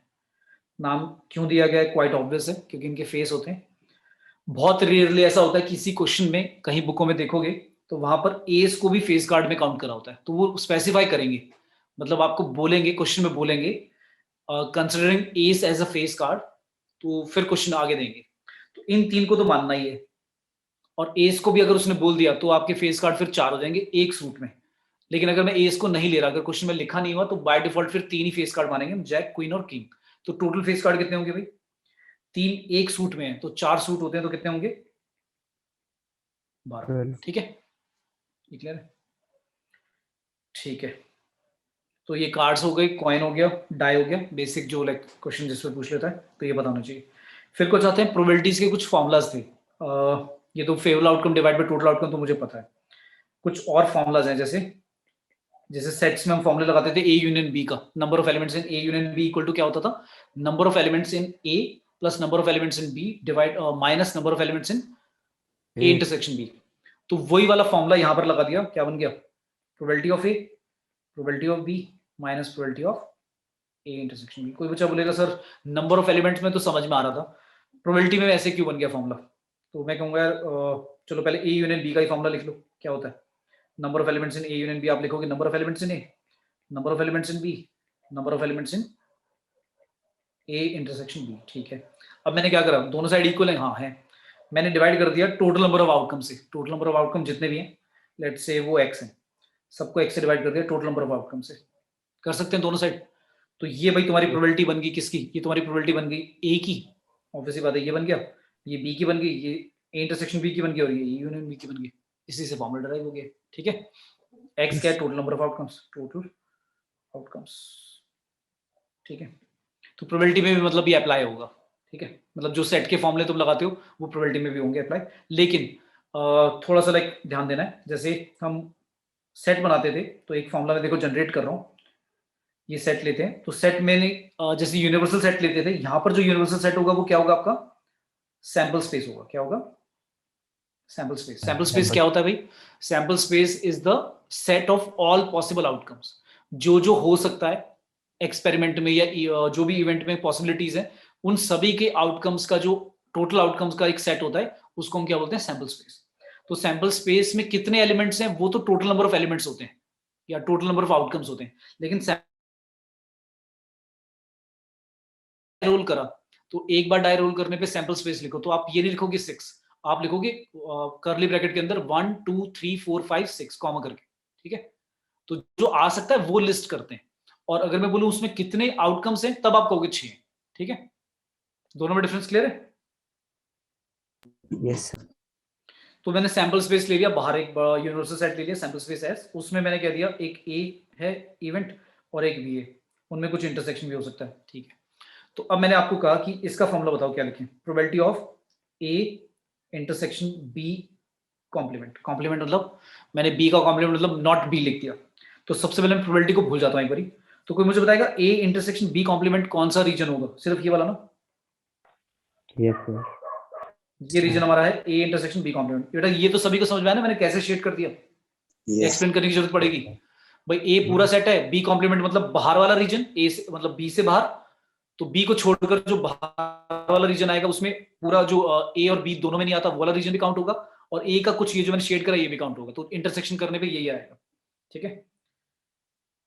अच्छा, किसी बच्चे को अगर लाइक प्रॉब्लम होती है कि कैसे कौन सा रीजन सेलेक्ट करना है, उसको यार बहुत इजीली मैं ऐसे समझा सकता हूँ कि ऐसे कर लो, ये ए है, ये बी है, ए बी, ये है सैम्पल स्पेस, यहाँ पे ऐसे नंबर लिख दो ए बी सी और ये बाहर लिख दो डी। तो ए रीजन, बी रीजन, सी रीजन और डी रीजन, डी मतलब हो गया दोनों से बाहर, तो मैंने मार्क कर दिए। अब आप कह रहे हो ए इंटरसेक्शन बी कौन सा रीजन होता है, तो मैं कहूंगा ए में क्या क्या आता है, कौन सा रीजन आता है, ए और बी आता है। बी में कौन सा रीजन आता है, बी और सी आता है। फिर आप बी कॉम्प्लीमेंट की बात कर रहे हो तो बी कॉम्प्लीमेंट में बी और सी को भूलकर ए और डी आएगा। फिर आप इन दोनों का क्या कर रहे हो, इंटरसेक्शन कर रहे हो, ए इंटरसेक्शन कर दिया, तो इंटरसेक्शन में क्या आएगा भाई, दिख रहा है ए तो आएगा ना, है ना, ए कोई मैंने शेड करा हुआ था, ए कोई मैंने शेड। तो दो तरह से लिखा जा सकता है इस रीजन को। मैं ऐसे लिख सकता हूँ, प्रोबेबिलिटी ऑफ ए में से ए इंटरसेक्शन बी माइनस कर दो, तब भी वही बात है। और ऐसे भी कर सकता हूँ ए यूनियन बी, पूरे में से ए यूनियन बी में से क्या माइनस कर दो, बताओ, ए यूनियन बी में से क्या माइनस कर दें? Sir B dash. A minus, A B minus नहीं कर दे भाई, ए यूनियन बी में से बी माइनस हो जाएगा, तो ये तो बचेगा जो मैंने शेड करा है, आया समझ में? यस। ठीक है, तो ये दोनों फॉर्मूले वैलिड है, डिपेंडिंग ऑन क्वेश्चन कैसे पूछा हुआ है, तो दोनों सही है, ठीक है। तो ये मैंने ऐसे बता दिया कि भाई आपको फॉर्मूला रटना ना पड़े, तो भाई इसका फॉर्मूला मैंने ऐसे समझा दिया तुम्हें, ठीक है, क्लियर है? Yes sir. अब फिर अगर आ गया समझ में तो इसका फॉर्मूला बता दो, ए नॉट इंटरसेक्शन बी। अब इसकी क्या लिख दूं, इसकी फॉर्मूला क्या लिख दूं, दो फॉर्मूले बता दो इसके भी। एक तो लिख सकते हैं पी ए यूनियन बी में से क्या माइनस कर दूं, पी ए माइनस कर दें, पी ए, और या फिर पी बी में से ए इंटरसेक्शन बी, है ना, क्लियर है? ठीक है भाई, यस सर। Yes. ओके। और क्या फॉर्मूले जनरेट हो सकते हैं, ऐसे भी हो सकता है। अच्छा, ये जो मैंने लिखा था ए इंटरसेक्शन बी कॉम्प्लीमेंट, इसका मतलब समझते हो, एक तो होता है कि सिंबल इस तरह से लाइक नोटेशन फॉर्म में दे देगा ऐसे P A intersection B not, तो चलो मुझे फॉर्मूला याद है, लेकिन वो मान लो स्टेटमेंट में देता है, तो स्टेटमेंट में क्या लिख के देगा, वो कहेगा फाइंड द प्रोबेबिलिटी दैट, मान लो ए और बी प्रोबेबिलिटी जो है वो ए के पास होने की और बी के पास होने की है, और बी नॉट हो गया ए पास बट बी क्या हो जाए, फेल। ऐसे बोल सकता हूं, ऐसा भी बोल सकता हूं, प्रोबेबिलिटी दैट ओनली ए पास, है ना। तो भाई स्टेटमेंट को समझ, मतलब देखो प्रोबेबिलिटी, ये जो चैप्टर है ना, प्रोबेबिलिटी चैप्टर है तो इजी, इसमें तो कैलकुलेशन तो होएगी नहीं, पहली बात तो मतलब समझ में आ रहा है, कैलकुलेशन तो बहुत मुश्किल आएगी नहीं, मतलब क्वेश्चन ऐसा तो आएगा नहीं कि आपको सॉल्व करना पड़े, तो प्रॉब्लम सॉल्विंग स्किल्स कम है इसमें। इसमें क्रिटिकल थिंकिंग मतलब थोड़ा सा माइंड में बनाना कि क्वेश्चन पूछा क्या हुआ है, तो तुम्हें ये देगा तो तुम्हें तो याद आ जाएगा, सर ने फॉर्मूला बताया था, हमने पता भी है कैसे करते हैं, तो निकाल ही लोगे। लेकिन जब स्टेटमेंट में बोलेगा तो उसको रिलेट करना है कि ये एक ही बात बोल रहा है, बात समझ में आई? यस। ठीक है, तो ये बात समझ में आनी चाहिए। मेनली प्रोबेबिलिटी में यही प्रॉब्लम होती है कि जब स्टेटमेंट पढ़ते हैं ना, तो कई बच्चों को समझ ही नहीं आता कि यार ये कौन सी प्रोबेबिलिटी पूछ रहा है, कभी कंडीशनल प्रोबेबिलिटी लगेगा, कभी इंडिपेंडेंट इवेंट है, बेस थ्योरम है, क्या है, वो समझ में नहीं आता कई बच्चों को कि इंटरसेक्शन करना है, क्या करना है, यूनियन कब करना है। तो यूनियन होता है और के लिए, इंटरसेक्शन होता है दोनों जब कंडीशन सेटिस्फाई करानी है। अच्छा, अगर मैं बोलता सिर्फ प्रोबेबिलिटी निकालो, अब मैं बोलता प्रोबेबिलिटी दैट ए पास, मान लो दो जने ए और बी, और मैंने सिर्फ ऐसे बोल दिया कि प्रोबेबिलिटी ए पास हो जाए, तो अब बताओ क्या करूं? अब ए पास हो और बी के बारे में तो बताया नहीं, फिर क्या करूंगा? तो भाई इसका मतलब ये हो गया कि ए पास हुआ और बी क्या हो गया, मतलब ऐसे लिख सकता हूं ना, ए इंटरसेक्शन बी भी पास हो गया, ऐसा भी चलेगा, और ए इंटरसेक्शन बी कॉम्प्लीमेंट ये भी चलेगा, समझना है? क्लियर है भाई? Yes, sir. तो ए की प्रोबेबिलिटी अगर मैं कहता हूं पास होने की निकालो, और वो दे नहीं रखी डायरेक्ट, तो फिर मैं ये वाला फॉर्मूला यूज कर सकता हूं। मान लो ये दोनों वैल्यूज दी हुई हैं, तो इन दोनों को मैं ऐड कर दूंगा, तो ए के होने की पास होने की प्रोबेबिलिटी निकलाएगी ना, आया समझ में? यस ठीक है, वो तुम्हें वेन डायग्राम से भी समझ में आ रहा होगा कि ये वाला रीजन ए इंटरसेक्शन बी हो गया, ये वाला पहली वाली प्रोबेबिलिटी हो गई, और फिर ए इंटरसेक्शन बी कॉम्प्लीमेंट ये वाला पार्ट हो गया, तो दोनों को मिला देंगे तो पूरा ए बन जाएगा ना। आया समझ में? ठीक है, क्लियर है? ठीक है भाई। Yes sir. तो पेपर में ऐसा होगा कि भाई तुम्हें ए के होने की पास होने की प्रोबेबिलिटी दे रखी होगी और ए इंटरसेक्शन बी भी दे रखा होगा, और ये पूछ लेगा तुम्हारे से कि P A intersection B complement निकालो, तो समझ में आ जाएगा तुम्हें कि क्या लगाना है फॉर्मूला। तो मतलब फॉर्मूला रटो नहीं, समझ के कर लो, ज़्यादा ईजी है। फिर ऐसे ही आता है, तो उसमें ऐसा कुछ फॉर्मूला होता था, डी मॉर्गन लॉ कहते थे, सॉरी डी मोबाइल बोल रहा हूँ, वो तो कॉम्प्लेक्स नंबर था, डी मॉर्गन लॉ। तो ए यूनियन बी का कॉम्प्लीमेंट करना है पूरे का। तो मैं कह रहा हूँ कि ए यूनियन बी में से कुछ भी नहीं है, बाहर वाला सारा है, तो उसको ऐसे तो मैं ऐसे लिख सकता हूँ 1 माइनस पी ए, क्या क्या लिख दूँ, ए यूनियन बी है ना, ए यूनियन बी का पूरे का लाइक माइनस कर दो 1 में से तो आ जाएगा। लेकिन एक और फॉर्मूला, ये तो अगर ए यूनियन बी पता होगा तब लगाऊंगा मैं, नहीं तो वैसे कैसे लगाऊंगा। इसको फिर ऐसे करते हैं, ए कॉम्प्लीमेंट इंटरसेक्शन, यूनियन की जगह पलट देते हैं साइन, कॉम्प्लीमेंट और इंटरसेक्शन कर देते हैं बी कॉम्प्लीमेंट, ये आंसर आएगा। ठीक है, इस बात को भी तुम वेन डायग्राम बनाकर समझ सकते हो। फिर ऐसी एक ये फॉर्मूला है, ए इंटरसेक्शन बी पूरे का कॉम्प्लीमेंट। अब क्या है, मैं कह रहा हूँ ए इंटरसेक्शन बी ना हो, बाकी सब हो जाए, तो फिर इसको कैसे लिखेंगे? वैसे तो लिख सकते हैं पी ए इंटरसेक्शन बी 1 में से माइनस कर दो, या फिर क्या करो, दोनों का कॉम्प्लीमेंट अलग अलग, और जो साइन है इंटरसेक्शन है तो यूनियन बना दो। हाँ, तो ये हमारा लॉ बन गया। ठीक है, तो यस सर। क्लियर है? तो ये भी याद रख लो। आया सभी को यहाँ तक समझ में? Yes. Yes, sir. देता हूँ लेट्स से, मतलब ये 11 तक तुम्हारा यही बेसिक था, बाकी तुम्हें जिस बच्चे को परमुटेशन कॉम्बिनेशन पता है, बेसिक आइडिया है परमुटेशन कॉम्बिनेशन का, तो उसको समझ में आ जाएगा क्या करना है। तो ये क्वेश्चन मैंने पूछा, लेट्स से प्रोबेबिलिटी फाइंड करनी है, find probability of getting at least, ध्यान से देखना, at least 2 heads in 4 coin tosses। अगर अपने 4 टॉस करें तो उसमें कम से कम 2 हेड आए, इसकी प्रोबेबिलिटी निकालनी है। तो कैसे निकालेंगे? सबसे पहले टोटल आउटकम्स बता दो जल्दी से। टोटल 16। आउटकम्स 2 की पावर 16 4 by 16 है, ठीक है। तो 16 तो डिवाइड में आएगा। फेवरेट आउटकम बता दो कितने, काउंट करके। फेवरेट आउटकम में आपको चाहिए कम से कम बोला है, एग्जैक्टली नहीं, ये बात ध्यान रखना। एटलीस्ट मतलब कम से कम मतलब होता है 2 भी हो सकते हैं, 3 भी,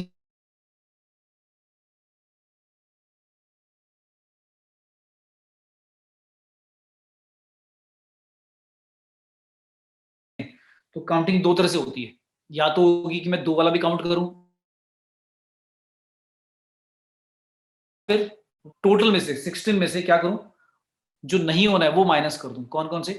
0 हेड वाले माइनस कर दूं, मतलब जिसमें सारे टेल हैं और जिसमें सिर्फ एक हेड है। तो ज्यादा इजी कौन सा होगा काउंट करना, वो तुम्हारे ऊपर है कि भाई मारेगा या फिर टोटल एक एक करके पहले 2 वाले 3 वाले 4 वाले काउंट करें। वो तो कई बार दोनों बराबर होते हैं, मतलब ऐसा नहीं होता कि एक डिफिकल्ट है एक इजी, बराबर काम होता है। पर कई बार माइनस करके इजी हो जाता है, मतलब टोटल में से नहीं वाले काउंट करने इजी होते हैं। तो बताओ जल्दी से कितने आएंगे इसमें? टोटल आउटकम बता दो मुझे, क्या रहा आंसर? फेवरेट आउटकम, सॉरी बताएगा, फेवरेट आउटकम कितने आ रहे हैं?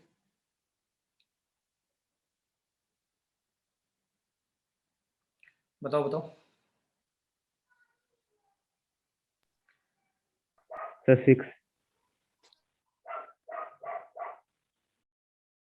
मैं कहा था 2 कम से कम होनी चाहिए। तो अब मैं इसको ऐसे ना करके मैं ऐसे करता हूँ, पहले नो हेड वाला काउंट कर लेता हूँ। नो हेड वाला एक ही होगा, टेल टेल टेल, बस यही आएगा आउट। अच्छा, 1 हेड वाले कितने आएंगे? 1 हेड में मैंने ऐसे लिख दिया हेड, बाकी सारे टेल। अब मुझे समझ में आ रहा है परमुटेशन कॉम्बिनेशन के हिसाब से, परमुटेशन कॉम्बिनेशन के हिसाब से मुझे समझ में आता है। सर हाँ सर आंसर 11/16 है।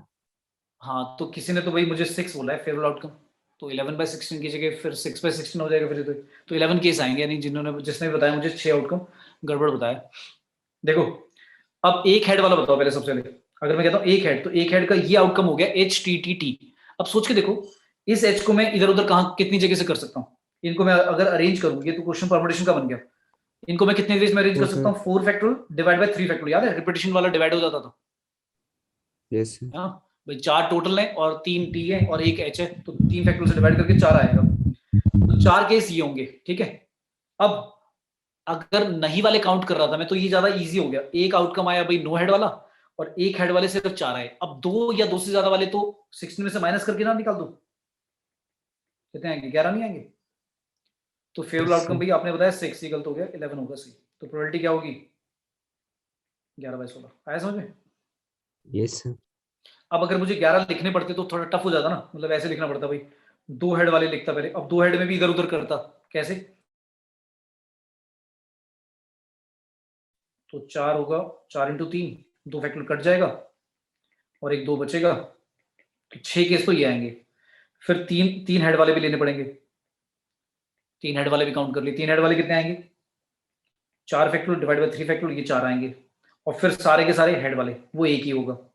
देखो अभी भी तो 11 आ रहे हैं, दिख रहे हैं? Yes, sir. Yes, तो sir. ये थोड़ा सा ट्रिकी था, मतलब इतना तो मुश्किल नहीं था, इसमें भी 2-3 बार करना पड़ा, ऊपर वाले में 2 बार ही करके पता लग गया। तो कई बार आपको लगेगा कि यार काउंटिंग बहुत मैसी हो रही है, तो जब ऐसा हो जाए कि काउंटिंग तुम्हें लगे यार बहुत ज्यादा करनी पड़ेगी, तो नहीं वाले जो केसेस हैं वो टोटल में से माइनस कर दो, वो ज्यादा ईजी होता है, ठीक है। जैसे परमुटेशन में भी तो करते थे, परमुटेशन कॉम्बिनेशन चैप्टर में वो कहता था ये साथ में नहीं होने चाहिए, तो नहीं वाले काउंट करने मुश्किल होते तो पहले जो साथ में होंगे वो काउंट कर लेते थे और फिर टोटल में से माइनस कर देते थे, ठीक है। आया सभी को समझ में? Yes, sir. अच्छा, मैंने एक क्वेश्चन दिया, थोड़ा सा ट्रिकी है, ध्यान से समझना फिर बताना। मैंने कहा कि a determinant is chosen, determinant choose करा एट रैंडम। अच्छा, ये जो रैंडम एक्सपेरिमेंट होता है इसका मतलब क्या है? रैंडम एक्सपेरिमेंट का मतलब होता है जिस एक्सपेरिमेंट में किसी इवेंट की प्रोबेबिलिटी फिक्स ना हो, मतलब गिवन ना हो कि भाई पक्का हो गई, श्योर ना हो, तो उसको हम रैंडम एक्सपेरिमेंट बोलते हैं। मतलब जैसे मैंने कॉइन फ्लिप किया, तो कॉइन फ्लिप करने पे ऐसा तो नहीं है कि हेड ही आएगा पक्का, भाई हेड भी आ सकता है, टेल भी आ सकता है, तो फेयर कॉइन है, तो उसको मैं बोलूंगा रैंडम एक्सपेरिमेंट, ठीक है।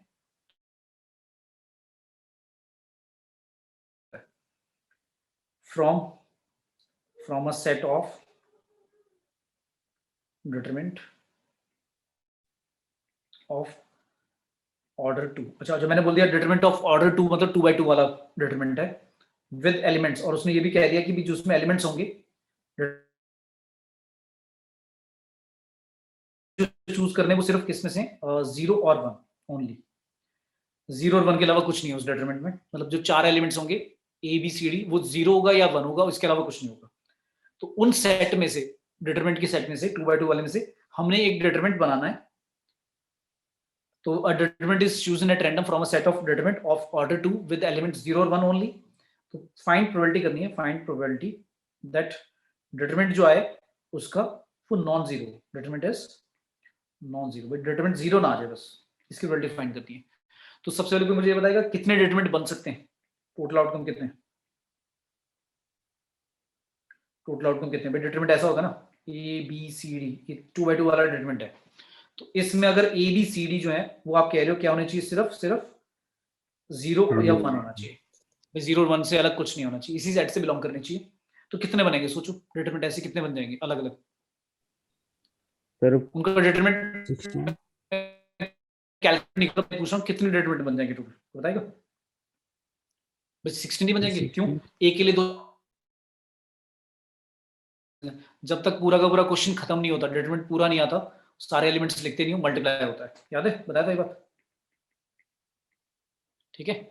तो मेरे टोटल जो डिटरमिनेंट बन सकते हैं 0 और 1 एंट्री लेकर, वो कितने बनेंगे? 16 बनेंगे। यहां तक क्लियर है सभी को? Yes, अब sir. उसमें से मुझे फेवरेबल आउटकम निकालना है। फेवरेबल आउटकम भाई मतलब आपका डिटरमिनेंट नॉन जीरो होना चाहिए, तो नॉन जीरो होना चाहिए, तो डिटरमिनेंट आएगा क्या? अगर मैं इसका ए बी सी डी का डिटरमिनेंट निकालूंगा तो आएगा A D minus B C, है ना, ऐसा आएगा ना। अब आप कह रहे हो कि A D minus B C करने पर जीरो नहीं आना चाहिए, बस बाकी कुछ भी आ जाए। तो जीरो अगर नहीं आना चाहिए तो ये बात तो समझ में आ रही है कि ए डी में से मान लो अगर नॉन जीरो बनाना है, तो मैं एक काम करता हूँ, ए और डी इन दोनों को ही नॉन जीरो ले लेता हूं, ठीक है। इन दोनों को क्या कर देता हूं, नॉन जीरो, और बी और सी को कुछ भी ले लो, अब कुछ फर्क ही नहीं पड़ेगा। अच्छा, बी और सी क्या क्या ले सकते हैं वो सोचते हैं पहले। अच्छा, ए की वैल्यू अगर मैंने ली, ए और डी जो है वो नॉन जीरो लिए, तो ए और डी में क्या ले लूं? ए की चॉइस बचेगी 1 और 1, है ना। Yes, sir. भाई अगर आपको ए और डी, क्योंकि अगर ए 0 हो गया तो भी 0 आ जाएगा, डी 0 लिया तो भी 0 हो जाएगा, दोनों 0 होंगे तो भी 0 हो जाएगा। तो ए डी का अगर प्रोडक्ट नॉन 0 रखना है तो ए की चॉइस अवेलेबल है क्या, कि भाई ए और डी को 1 1 ही ले लो और कुछ मत लो। अच्छा, बी और सी के लिए मैं क्या ले सकता हूँ, उनको 0 बनाने के लिए 0 1 भी ले सकता हूँ, 1 0 भी ले सकता हूँ, 0 0 भी ले सकता हूँ। 3 चॉइसेस है। तो टोटल चॉइसेस कितनी होगी ए बी सी डी के लिए, 3 हो गई। लेकिन अब कोई बच्चा बोलेगा 1 1, पर इसमें गड़बड़ क्या होगी भाई, ए डी का अगर प्रोडक्ट 1 आ रहा है और बी सी का भी प्रोडक्ट 1 आ गया तो फिर 0 आ जाएगा आंसर। तो ये वाला केस इग्नोर करना पड़ेगा। तो ये वाले चॉइसेस होंगे बस। ठीक है, आया समझ में? yes sir, 3 choices. अच्छा, ये 3 चॉइसेस हुई, लेकिन ऐसा भी तो हो सकता था कि बीसी का,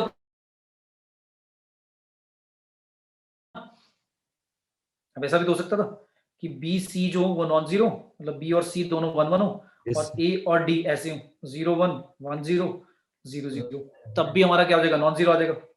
इसके लिए भी 3 चॉइसेस हैं। तो टोटल कितने हो गए, 6 6 फेवरेबल आउटकम्स हो गए। तुम्हारी प्रोबेबिलिटी क्या हो जाएगी भाई, 6/16। क्लियर है? yes ठीक है। तो ये जो Yes, बेसिक sir. प्रोबेबिलिटी के बेटा बेसिक्स बताएं, प्रोबेबिलिटी के पढ़ के आना। बाकी अपने फॉर्मूला वगैरह अगर लिखकर खुद देखना जो मैंने सेट से बताया रिलेट करे, फिर आगे नेक्स्ट क्लास में करेंगे। ठीक है, ओके बेटा, yes sir. चलो Yes, sir. Thank you all बेटा। Thank you Bye. Sir. Thank you, sir. Okay बेटा, गुड नाइट, बाय बाय।